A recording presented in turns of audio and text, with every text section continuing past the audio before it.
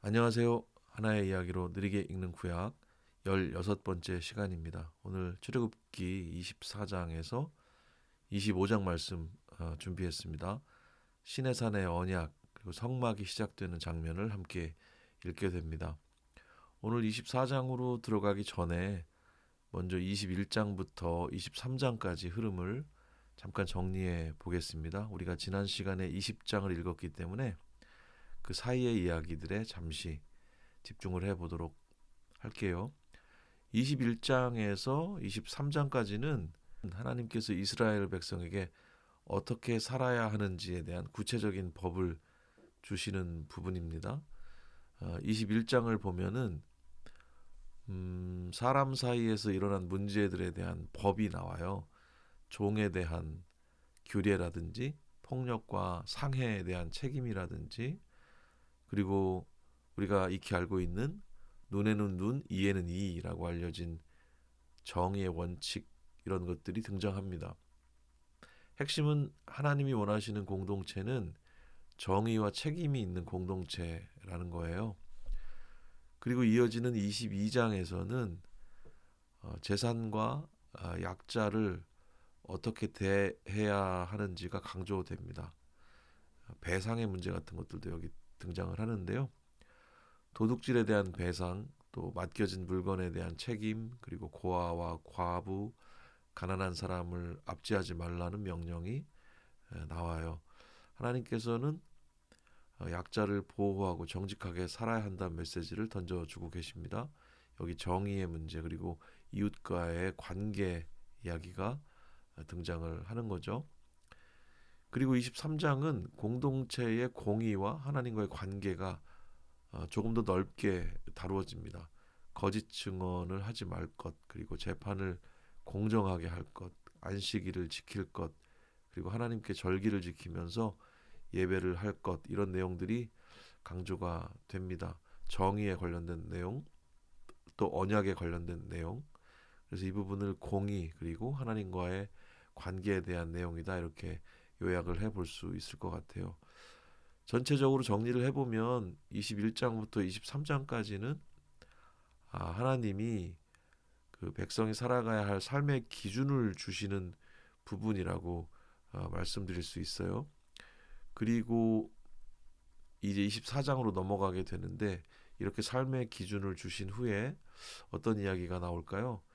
지금까지 주어진 말씀을 바탕으로 하나님과 이스라엘 백성이 언약을 맺는 장면이 등장합니다.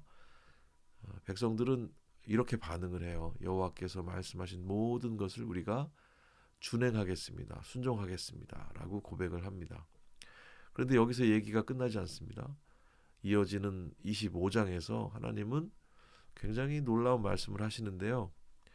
내가 그들 중에 거할 성소를 만들라. 이렇게 말씀을 하세요. 하나님은 단순히 법을 주시는 분이 아니라 백성 가운데 함께 거하기를 원하시는 하나님이시라는 거죠. 그 어떤 기시감이랄까? 제가 자주 어떤 점들을 만나게 된다 그러는데 나중에 이 선으로 보이게 되는 이 점들을 우리가 하나님의 성품을 주제로 볼 때 너무너무 많이 자주 발견해 볼 수가 있는데 지금도 그런 상황인 것 같아요. 여러분 아브라함을 부르실 때 지시할 땅으로 가라라고 말씀하시는 부분 기억나시죠? 그러니까 어디로 가라라고 목적지를 주시지 않고 내가 네게 지시할 땅으로 가라고 말씀하시는 그 장면 말이에요. 그 말씀의 속뜻은 같이 가겠다. 같이 가면서 같이 대화하자라는 의미라고 말씀을 드린 기억이 있습니다. 오늘도 법을 주시면서 법만 주시는 게 아니고 자신도 함께 주시는 모습이 아닐까 이런 생각을 해보게 돼요. 그래서 흐름을 이렇게 정리할 수 있습니다. 하나님이 먼저 백성이 살아갈 삶의 기준을 주시고 21장에서 23장까지 그 다음에 하나님과 백성이 언약을 맺고요. 24장에서 그리고 하나님이 이제 그들 가운데 거하시기 위해 성막을 준비하게 하시죠. 25장이 그렇습니다. 이 흐름 가운데 있다는 걸 기억하시고 오늘 조금 자세하게 느리게 출애굽기 24장의 말씀을 함께 살펴보도록 하겠습니다.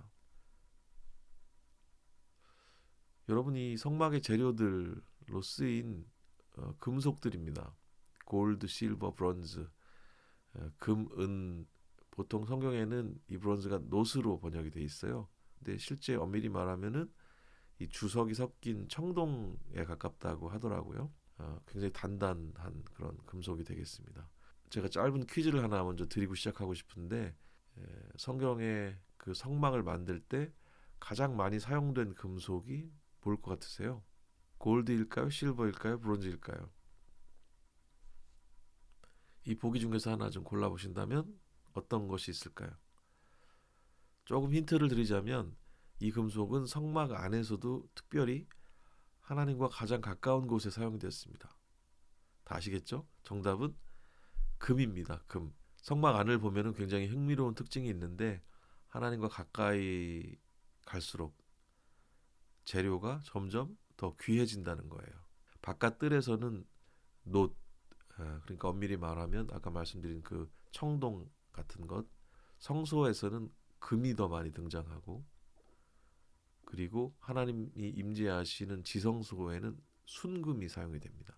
이거는 단순한 건축 재료의 문제가 아니고 하나님이 얼마나 거룩하신 분인지를 상징적으로 보여줍니다.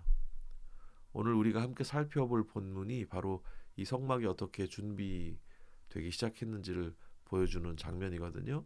출애굽기 24장에서는 하나님과 이스라엘이 언약을 맺는 장면이 나오고, 이어지는 25장에서는 하나님께서 내가 그들 중에 거할 성소를 만들라고 말씀하신다. 짧게 우리가 요약적으로 살폈지만 이제 그 장면을 함께 살펴보도록 하겠습니다.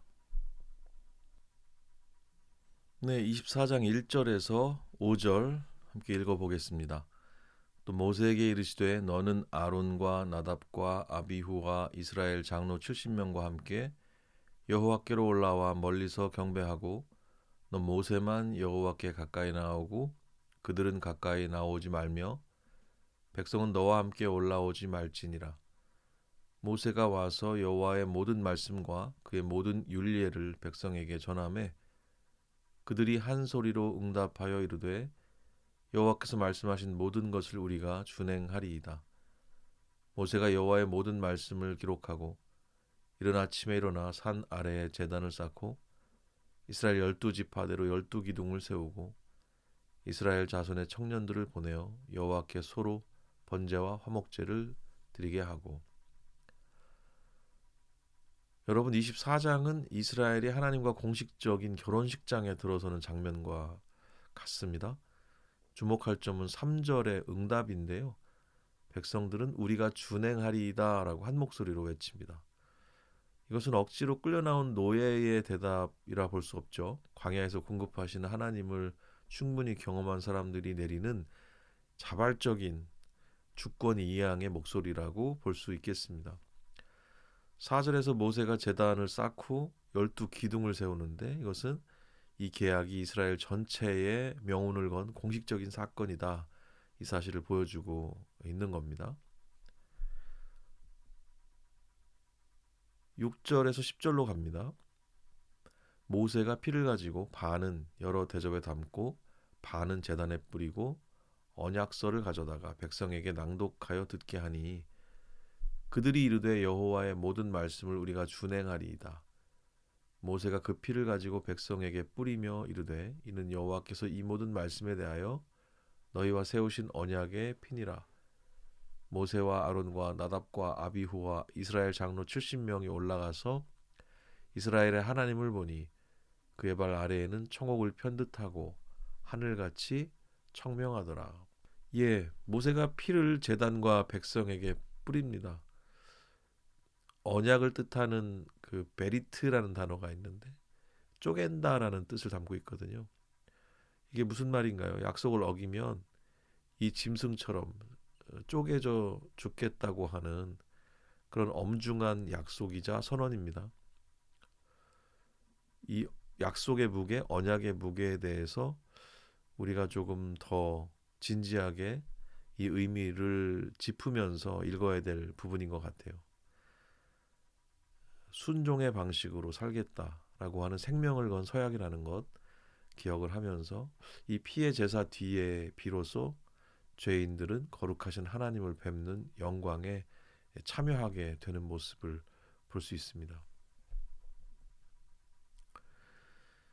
11절에서 15절이죠.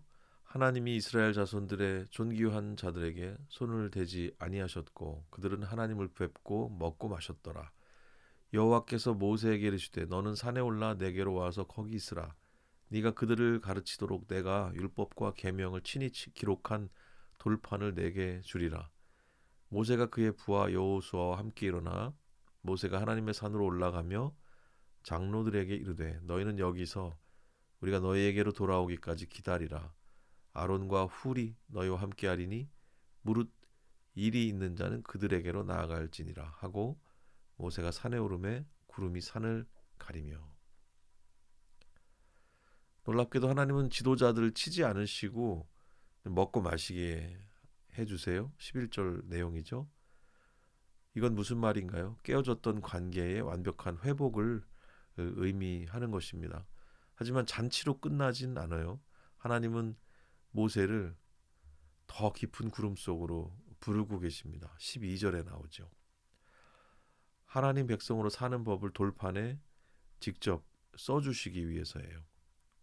14절에 보면 기다리라는 명령이 나오는데 신앙은 하나님이 일하시는 시간을 기다리는, 견뎌내는 그 기다림의 훈련이기도 하죠. 우리는 요즘 사순절 묵상을 통해서 이 기다림이란 주제를 가지고 긴 시간 또 깊게 생각해 보고 있는 중입니다. 잘 보고 계시죠? 이 기다림에 대한 주제로 스쳐 지나가는 듯 보이는 14절 말씀이지만 그 주제로 함께 좀 생각해 볼 수 있는 장면인 것 같습니다. 16절에서 18절입니다. 여호와의 영광이 시내산 위에 머무르고 구름이 엿새 동안 산을 가리더니 일곱째 날에 여호와께서 구름 가운데서 모세를 부르시니라. 산 위에 여호와의 영광이 이스라엘 자손의 눈에 맹렬한 불같이 보였고 모세는 구름 속으로 들어가서 산 위에 올랐으며 모세가 40일 40야를 산에 있으니라.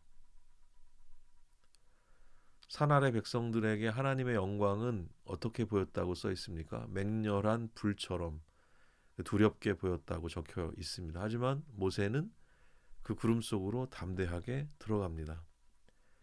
40날이라고 하는 이 시간은 단순히 설계도를 받는 시간이 아니고 창조주와 피조물이 온전히 대면하는 거룩한 하나됨의 시간이다. 이렇게 말할 수 있습니다. 이 깊은 만남 끝에 하나님은 비로소 내가 너희와 어떻게 함께 살 것인가에 대한 그 대답으로 성막을 계시를 하고 계시죠. 성경에 40이라는 숫자가 자주 나옵니다. 제가 사순절 준비 영상, 안내 영상에서도 그 40의 의미를 한번 말씀드리긴 했는데요. 여기도 이 40일의 의미가 기다림의 의미로, 나름의 연단의 의미로 생각해 볼 수 있는 그런 상황으로 보이죠. 이제 25장으로 넘어갑니다. 1절에서 7절까지 말씀입니다. 여호와께서 모세에게 말씀하여 이르시되 이스라엘 자손에게 명령하여 내게 예물을 가져오라 하고 기쁜 마음으로 내는 자가 내게 바치는 모든 것을 너희는 받을지니라. 너희가 그들에게서 받을 예물은 이러하니 금과 은과 놋과 청색, 자색, 홍색 실과 가는 배실과 염소 털과 붉은 물들인 순양의 가죽과 해달의 가죽과 조각목과 등유와 관유에 드는 향료와 분향할 향을 만들 향품과 호마노며 에봇과 흉패에 물릴 보석이니라. 여러 가지 재료들의 이름들이 등장합니다. 하나님은 성막 재료를 모을 때 단 하나의 원칙을 주고 계시죠. 어떤 것이 보였어요? 기쁜 마음으로 내는 자의 것만 받으라.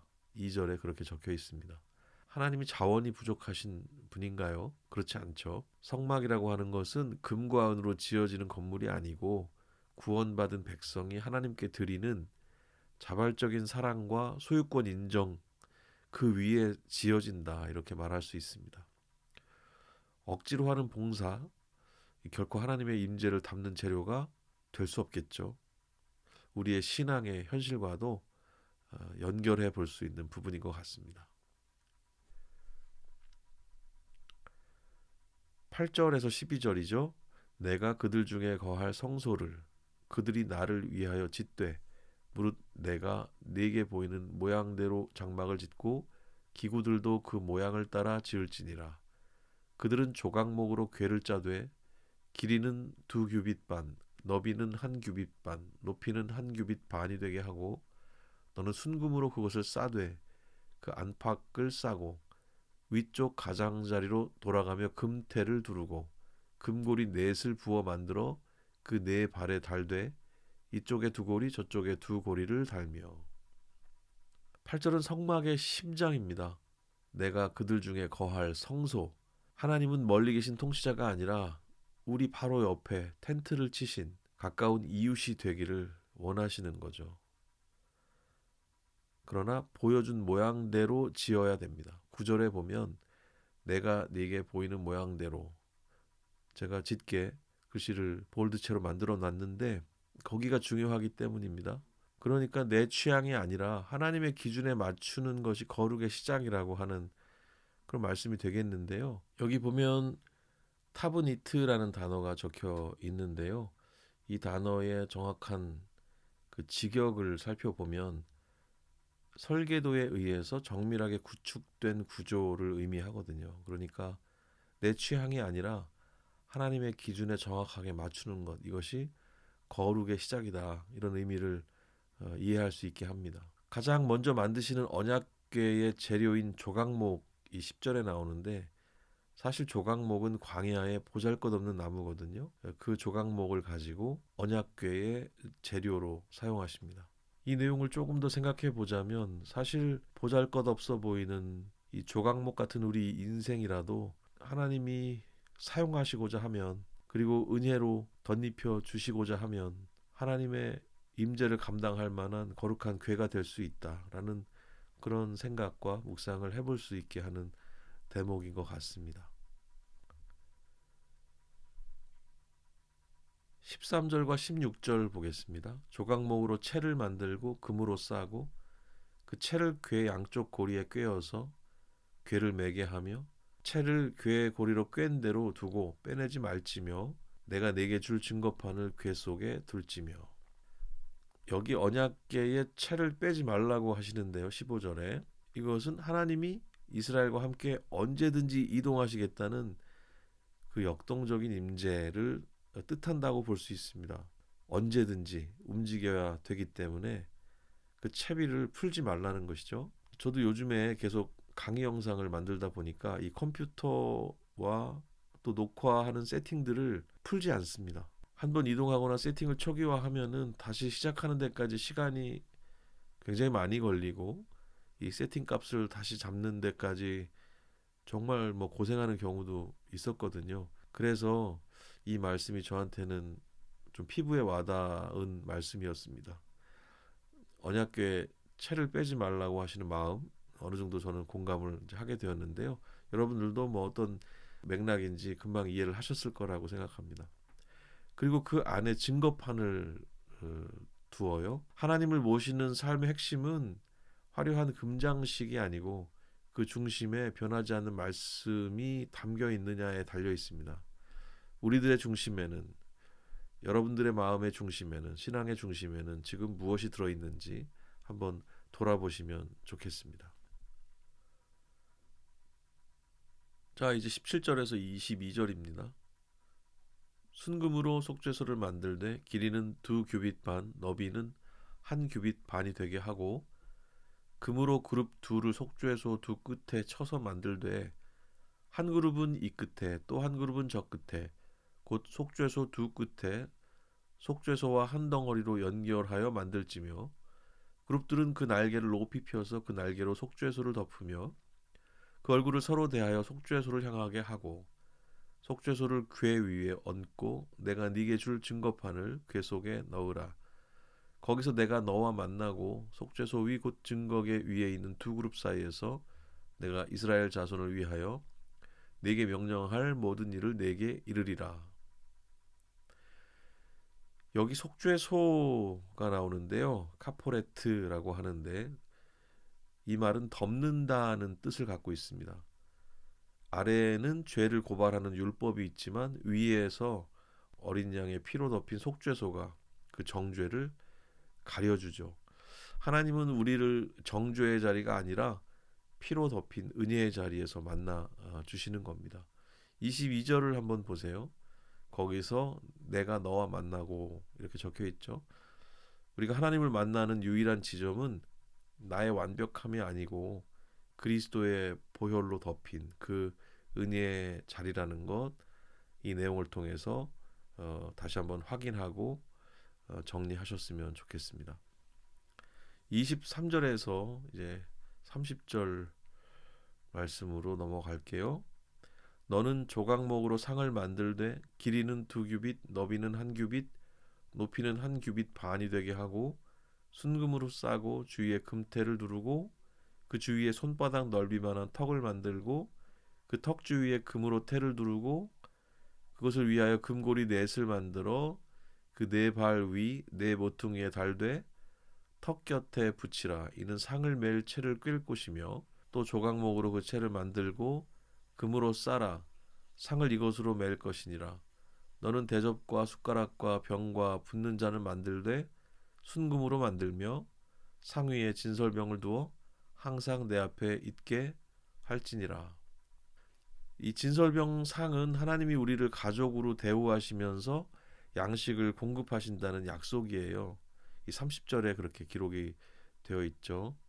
진설병이란 말이 좀 어려운데 진설병이란 말은 우리가 좀 성경에서밖에 쓰지 않는 말인 것 같은데요. 한자 의미 그대로 풀어 놓으면 늘어놓은 떡이라는 뜻을 갖고 있어요. 성경 히브리어로는 더 의미가 있는데 레헴파님이라고 부르는데 얼굴의 떡이라는 굉장히 재미있는 뜻입니다. 의미도 있어요. 진설병이라고 하는 것은 단순히 제사 음식이 아니고 하나님의 눈길, 하나님의 얼굴이 머무는 곳에 12덩이 떡, 그러니까 우리들이 놓여 있다는 사실을 보여주는 거거든요. 그러니까 우리가 세상에서 굶주리지 않도록 하늘 양식을 공급하시는 하나님하고 그분 앞에서 숨김없이 살아가는 우리 사이에 친밀한 식탁 공동체를 이렇게 그림으로 상황으로 보여주는 그 내용이 바로 진설병의 의미가 되겠습니다. 이것이 바로 성소의 본질이라고 볼 수 있어요. 조각목으로 만들고 금으로 싼 이 상은 광야 같은 세상에서 우리가 굶주리지 않도록 하늘 양식을 베푸시는 그 하나님의 세밀한 돌보심을 상징한다, 이렇게 볼 수 있습니다. 우리는 매일 이 상 앞에서 하나님의 공급하심을 신뢰하는 가족으로 살아가게 되는 것이고요. 또 그렇게 살아가야 하죠. 31절에서 36절로 우리도 함께 이동해 가겠습니다.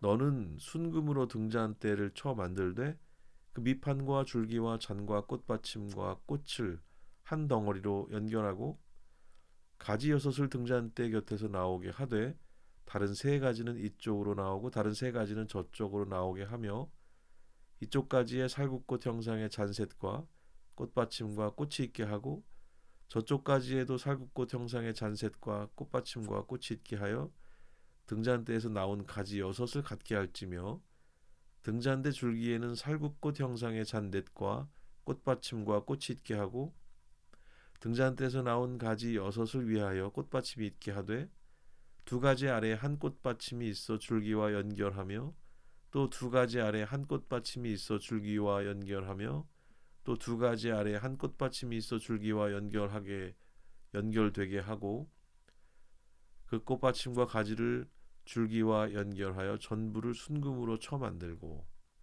이렇게 문장으로 풀어놓으니까 굉장히 복잡해 보이죠.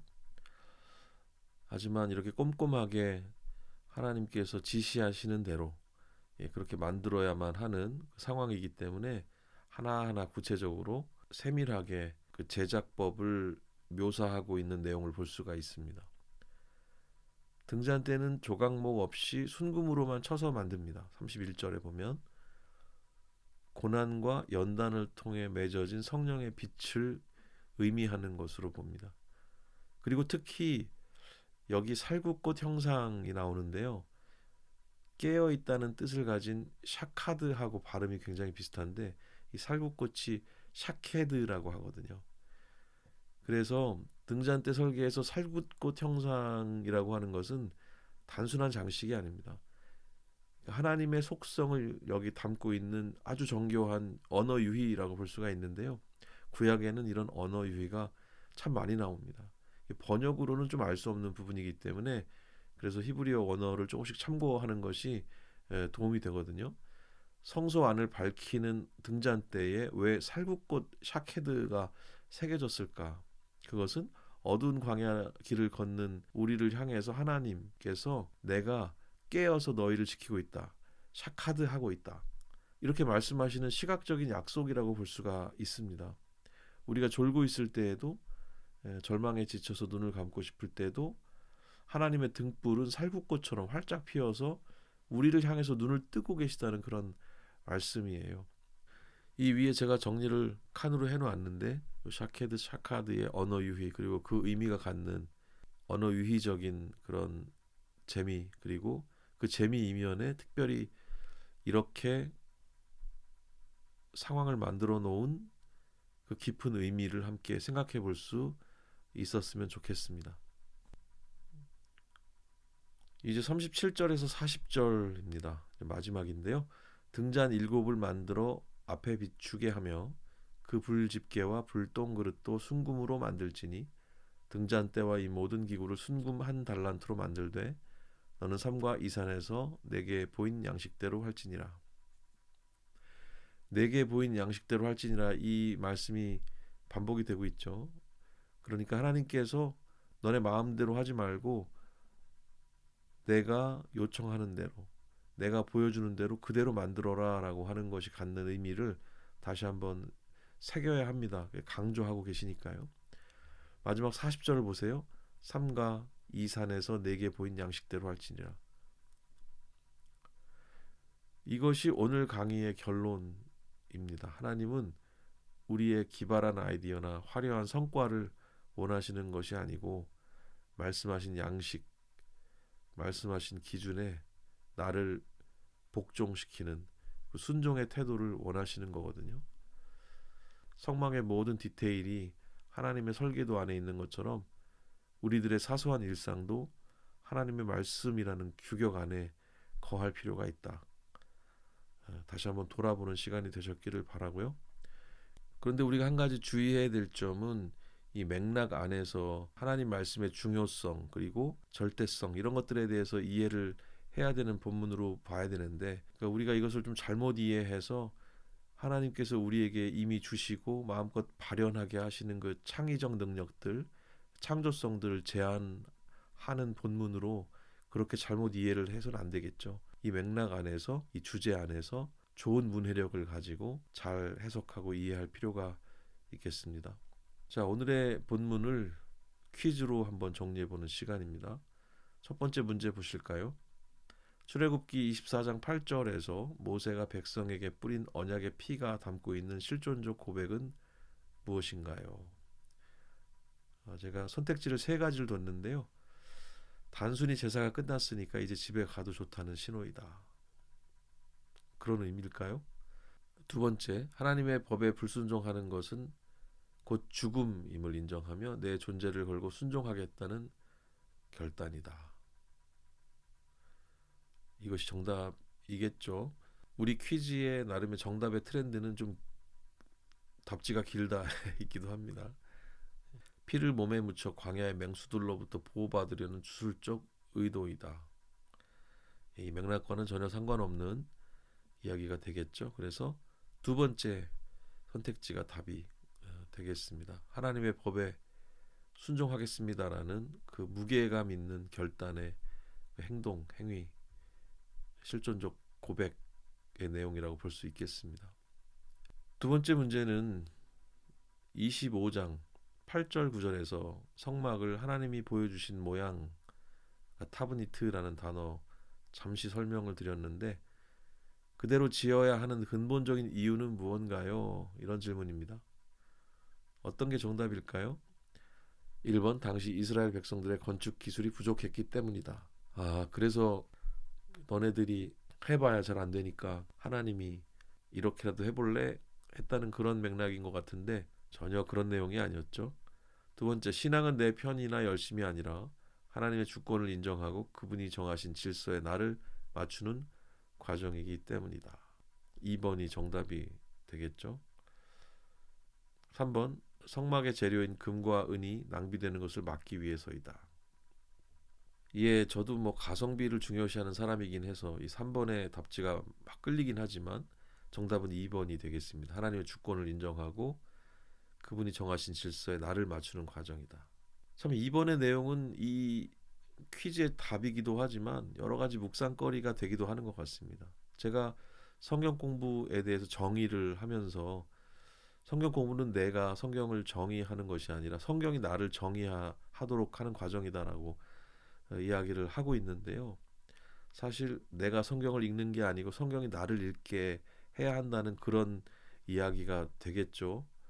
그래서 내 마음대로 하고 싶은 그런 욕망이 우리 가운데 있기 때문에 하나님 말씀의 그 진리에 나를 맞추려고 하는 태도를 가져야지 내가 하나님의 말씀을 내 욕망에 맞추려고 하는 그런 태도는 좋은 신앙의 모습은 아니다. 이런 생각을 해봅니다. 세 번째 문제입니다. 속주의 소, 카포레트 의미가 덮는다라고 말씀드렸었죠. 그것이 보여주는 하나님의 사랑의 방식은 무엇입니까? 1번 죄가 없다고 거짓말하며 대충 넘어가 주시는 사랑이다. 예, 벌써 정답이 아니죠. 2번 죄의 비참함을 율법으로 보게 하시되 그 위를 그리스도의 보혈로 덮어 주셔서 우리를 만나 주시는 은혜이다. 예, 너무 정답이 티가 나죠. 길이부터 내용까지. 그렇죠? 3번 인간이 스스로의 힘으로 죄를 다 덮어야만 만날 수 있다는 조건부 사랑이다. 말도 안 되는 그런 이야기였습니다. 그러나 3번 같은 삶의 태도를 가지게 될 수도 있어요. 우리가 2번처럼 고백하고 살지만 행동은 3번처럼 할 수도 있고 마치 1번처럼 생각할 수도 있고 그런 것 같습니다. 그래서 오답이라고 해서 너무 멀리 있다고 생각하지 마시고 정말 한 끗 차이인 것 같거든요. 우리의 삶의 모습을 돌아보는 그런 반면 교사의 역할을 할 수 있기를 바라면서 이 오답들도 정교하게 제작을 하고 있으니까 살펴보시면서 잘 정리해 나가셨으면 좋겠습니다. 예, 이제 생각과 정리의 시간입니다. 제가 이 시간 오늘의 본문에 대해서 우리 삶으로 어떻게 가져와서 우리 삶을 어떻게 변화로 이끌 수 있을까를 생각하면서 정리해 보는 그 내용인데요. 한번 같이 질문해 보고 우리 삶의 자리를 돌아보고 조금이라도 변화의 방향으로 움직일 수 있는 우리들이 되었으면 좋겠습니다. 우리 첫 번째 생각해 볼 것은 신앙은 감정이 아니라 언약적 순종이라고 하는 내용입니다. 출애굽기 24장에서 백성들은 이렇게 말하죠. 여호와께서 말씀하신 모든 것을 우리가 준행하리이다. 이렇게 말을 하고 있습니다. 신앙은 단순히 감동을 받는 것, 또 말씀을 듣는 것에서 끝나지 않아요. 삶으로 순종하는 언약의 관계라고 말할 수가 있거든요. 그래서 나는 말씀을 듣는 사람인가, 순종하는 사람인가 돌아볼 필요가 있겠습니다. 그래서 이번 주에 하나님 말씀 중에 하나라도 실제로 실천할 것은 무엇인가? 내가 할 수 있는 정말 작은 순종 하나를 정해서 나만 알게 되겠지만 꼭 실천해 보시기를 권해드립니다. 그것이 무엇이든 하나님과의 언약은 작은 순종의 반복 속에서 살아 움직인다고 생각을 하거든요. 한번 순종의 경험, 반복의 경험 이런 것들이 나를 얼마나 올바른 신앙으로 성장시키는지 한번 바라보고 또 감사하고 또 그 기쁨을 누리는 여러분들이 되셨으면 좋겠습니다. 두 번째, 내 삶의 디테일은 하나님의 설계도, 식양대로 지어지고 있는가라는 질문을 한번 오늘 본문에서 우리 삶의 자리로 좀 끌어와 볼 수 있을 것 같습니다. 하나님은 성막 기구의 치수와 재료를 아주 세밀하게 정해 주시거든요. 신앙이라고 하는 것은 큰 틀에서만 하나님을 인정하는 게 아니고 내 언어 습관이라든지 재정을 사용하는 것이라든지 사람을 대하는 태도, 이런 것들, 어찌 보면 사소한 일상, 어찌 보면 그것을 사소한 일상의 치수까지라고 말할 수 있을 것 같더라고요. 그것까지 하나님의 말씀에 맞추어가는 과정이 아닐까. 그래서 오늘 내 고집대로 깎아서 억지로 만든 부분은 없는지 자신의 삶을 스스로 돌아보고 또 하나님의 설계도를 다시 바라보고 새롭게 다듬어 갈 수 있으면 좋겠다는 생각이 들더라고요. 여러분, 아브라함을 부르실 때 하신 말씀 기억하시죠? 너에게로 가라. 레카라는 말 함께 생각했었는데, 나의 본질로 하나님께서 그리신, 하나님이 떠올리셨을 그 아름다움, 그 방향으로 내가 가고 있는지 자신의 삶을 돌아보고 내 고집을 살펴보고 내려놓고 하나님이 디자인하신 내 삶의 방향으로 다시 걸어가는, 그런 우리들이 되었으면 좋겠습니다. 세 번째, 하나님은 우리의 삶 가운데 거하시기를 원하십니다. 라는 점을 같이 좀 생각해 보면 좋겠습니다. 출애굽기 25장 8절의 핵심 말씀이 이거거든요. 내가 그들 중에 거할 성소를 만들라. 하나님 목적은 단순히 성막을 짓는 게 아니고 백성 가운데 함께 거하는 것이었어요. 오늘 우리의 삶에서도 마찬가지라고 생각합니다. 하나님은 주일 예배 시간만이 아니고 우리 일상 가운데 거하시기를 원하시는 분이세요. 내 일상 속에서 하나님을 의식하면서 살아가는 시간은 언제인가 한번 돌아볼 필요가 있겠죠. 나와 함께 걸으시는 하나님이 어떤 마음을 지금 나에게 전해 주시는지 한번 귀를 기울여 봤으면 좋겠습니다. 귀 기울이는 게 왜 의미가 있냐면 하나님이 우리 일상 가운데 우리와 함께 계시기 때문입니다. 우리가 알아들을 수 있는 방식으로 우리가 귀를 기울이면 분명히 그 마음을 들려주실 거라고 생각을 합니다. 모두에게 똑같은 방식은 아닐 겁니다. 여러분이 이해할 수 있는 방식으로 아마도 그 마음을 보여주실 거라고 생각을 해요. 그런데 그 내용은 아마 우리를 이 땅에 불러주신 의미와 관련된 생각이 아닐까? 그 부르심에 맞게 잘 살았으면 하는 마음 보여주시지 않을까? 그리고 우리를 사랑한다고 우리에게 말씀해 주시지 않을까 하는 생각이 듭니다. 오늘도 그 하나님의 함께하심, 그 사랑 안에서 또 행복을 놓치지 않는 모든 분들 되셨으면 좋겠습니다. 하나의 이야기로 느리게 읽는 구약, 이제 16번째 시간을 마무리하도록 하겠습니다. 오늘 출애굽기 24장과 25장을 함께 읽었어요. 시내산 언약의 장면, 그리고 성막을 만들어가는 그 시작의 장면을 같이 읽어보고 의미를 생각을 해보았습니다. 네, 다음 시간에는 17강으로 이어지는데요. 출애굽기 40장을 읽으면서 출애굽기를 마무리하도록 하겠습니다. 오늘 우리가 24장, 25장 읽었으니까요. 26장부터 39장까지는 요약적으로 정리를 제가 좀 해드리고 40장 마무리를 지어보도록 하겠습니다. 여러분들이 가능하신 대로 미리 읽어보시고 함께 해주시면 더 좋겠습니다. 오늘도 수고 많으셨습니다. 다음 시간에 뵙겠습니다. 감사합니다.